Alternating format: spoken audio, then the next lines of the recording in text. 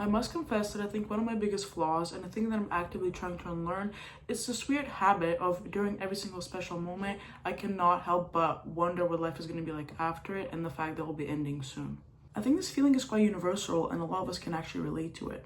But even a more interesting part about it is I think for the main part, staying in the moment is so difficult because in a way we're already grieving it and we know that we won't savor it for much longer.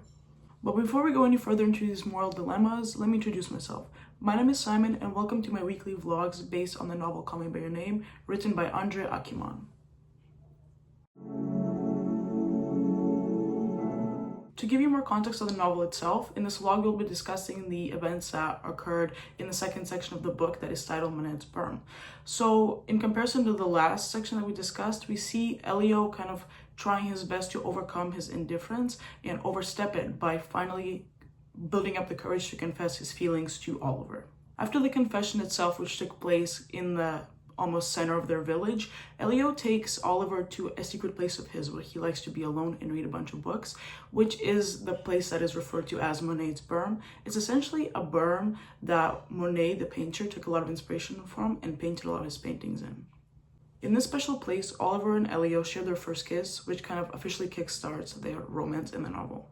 Even though the cat out of the bag and they both know they have mutual feelings for each other, there's still a lot of tension and a lot of undiscovered layers to their relationship that are very obvious. As an intriguing side plot, we see Elio reconnect with Maurizia, who is presumed to be his old friend, but the two begin engaging in somewhat a low-stakes fling, which is very interesting because it is directly parallel with his romance with Oliver.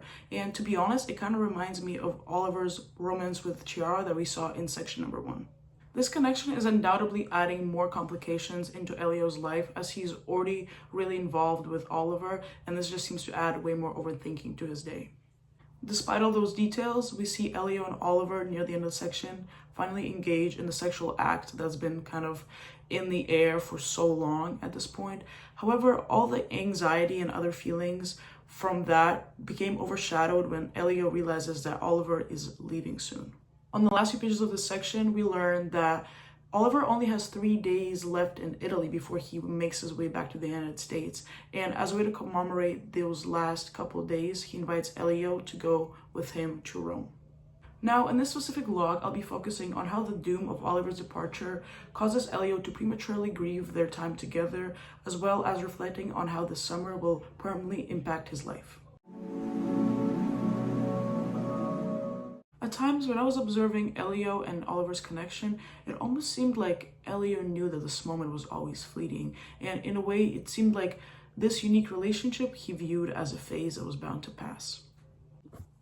After Elio confesses his feelings to Oliver in the Central Plaza, he was left alone for a couple of minutes, and he was really overcome with emotions at that point. He was feeling a little bit of regret, maybe a little bit of shame, but also a lot of relief. And as he's standing there in the center of this village, he looks around and comes to this realization.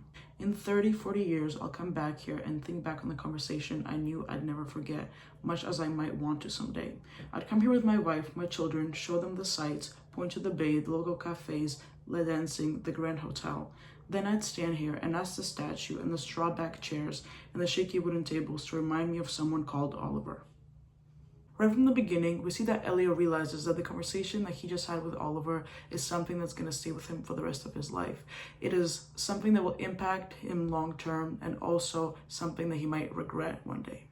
But another interesting thing we see in the sentence is the fact that Elio anticipates that in 30 or 40 years, he'll bring his existing wife and kids to a place where he just confessed his love for his gay lover. And that just tells me that Elio not only does not see Oliver in his future, he does not even possibly consider the concept of a gay relationship in his future. Because to him, this is just something that's going on right now and he's already having trouble accepting it, and there's no way that's going to leak into his life in 30 or 40 years. Almost like he has accepted this path, however, he knows that it'll never be something truly fulfilling to him because even after all these years and these traditionally formed relationships, he'll still come back and yearn for Oliver in the same place. I believe that this moment truly confirms the fact that Elio is getting ready for this whole thing to be doomed from the beginning and that his relationship with Oliver is not going to transfer to the future in any material or physical way. Because if you think about it, right now, in that very moment, in that plaza, they're in the blossoming stages of their relationship. They just confessed their mutual love for each other. So you would think that he would have at least an optimistic view on it. However, in that same situation, he's already mourning his romance's tragic end, and he's already thinking of the consequences that he'll have to deal with for the rest of his life. So to summarize my thoughts, it is clear that Elio acknowledges that this relationship will have lasting impact on his life. However, he does not even allow himself to wonder and explore the possibility of being in a same-sex relationship in the future when he's grown up. As the time of Oliver's departure is approaching fast, we see Elio realizing that the places where he spent a majority of his childhood will now also forever be associated with Oliver. One evening, Oliver and Elio are having a heart-to-heart talk discussing the relationship that they have formed during the summer, and they're reflecting on all the emotional stages that they went through.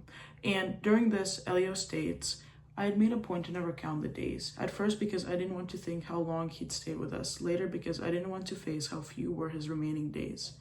All this means that in 10 days when I look out to the spot, you won't be here. I don't know what I'll do then. At least you'll be somewhere where there are no memories."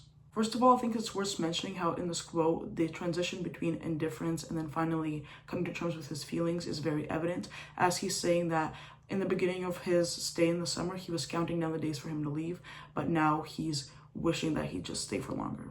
Now, as for the actual point, we see how Elio begins to realize that he's been putting off realizing how many days they have left because of the impact he knows Oliver's absence will have on him. Even though Elio has spent so many summers in the Bee without Oliver, he realizes that after he leaves, he'll look at those places completely differently, and he'll put a completely different meaning to them from now on.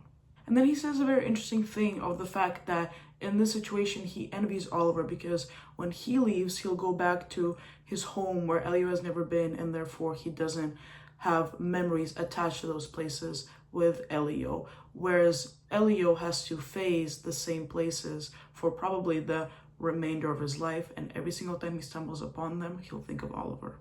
So essentially, this also further reinforces the idea that Elio believes that him and Oliver and their relationship is just kind of this thing that is permanently contained within the summer and it cannot really be taken out of it. However, he realizes that it will deeply impact him long term and the way that he perceives the current life around him. The thing about Elio as a narrator that I particularly enjoy is the fact that at the end of the day, he's always going to come around and critically think about the feelings that he was experiencing in the past, which I think is really evident in this example of him exploring how he used to have a worst case scenario mentality when it comes to Oliver's departure.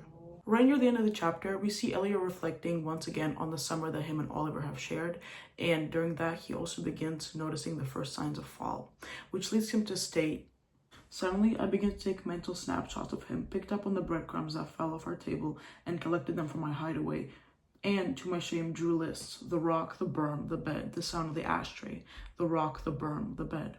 I wish I were like those soldiers in films who run out of bullets and toss away their guns as though they would never again have any use for them, or like the runaways in the deserts who, rather than ration the water in the gourd, yield to thirst and swirl away, then drop their gourd in their tracks. Instead, I squirreled away small things so that in the lean days ahead glimmers the past might bring back the warmth. I began reluctantly to steal from the present day to pay off debts I knew I'd incur in the future. This, I knew, was as much of a crime as closing the shutters on a sunny afternoon. But I also knew that in Malfoy's superstitious world, anticipating the worst was a sure way of preventing it from happening. When we went on a walk one night, he told me that he'd soon be heading back home. I realized how futile my alleged foresight has been. Bombs never fall in the same spot. This one, of all my promotions, fell exactly in my hideaway." What Elio describes creating in this quote is a certain mental hideaway in his mind, which is essentially him just trying to compact as many moments with Oliver over the summer as he can, because he knows that he'll be craving their warmth later on in time. This is especially evident because he really mentions the places where him and Oliver have had the most romantic moments, such as the rocks by the sea, the berm, or of course their bed. But Elio realizes that this technique is faulty, and instead he feels envy as he uses comparison of soldiers or those lost in the desert, of them just saying, you know what, this is my last chance and I'm gonna live in the moment and I'm gonna just stay in the present and use up all my resources. But instead he realizes that he's diluting his last moments with Oliver by not fully being present with him and instead preparing and packing some of that love for later. Elio acknowledges that his strategy of approaching this kind of packing away of memories, is a guilty pleasure. He knows it's not good for him, but at the same time, it brings him immense amount of comfort. And as he mentions, has this worst case scenario mentality of where he's preparing for the worst absolute thing that could possibly happen and still maybe having some certainty that he'll find comfort in his old memories with Oliver, and those memories will also help soften the fall of his inevitable heartbreak. But I think the wrap-up line to this very long quote really shows Elio's personal reflection, because when Oliver takes him on a walk and finally officially confirms and tells him up front that he'll soon be departing, Elio can't help but feel like all of the things that he did to prepare for this moment, all of the things that he tried to cling on for comfort, they were all futile, they weren't useful at the end, because when that news actually does hit you, it doesn't matter what you're preparing for, because at the end of the day, you really could not prepare for the true heartbreak that Elio will be experiencing. The truly insightful analysis that Elio gave to us in the last quotation, I think can also be used to conclude all the other quotes that we've talked about today. Because what he's essentially saying is, by not staying in the moment, you're only compromising your present and current joy. You're not allowing yourself to feel it. Because in reality, you could never predict the future and you could never feel your pain in advance. Now, my question to you is, what do you think would be the harm if Elio never came around to this realization and instead proceeded to not stay in the moment and instead preserve feelings for another time in his life? Well, it seems like this vlog has come to an end. Thank you so much for sticking around, and please tune in next week to see my analysis on sections 3 and 4 of Call Me By Your Name. And as always, have a great day.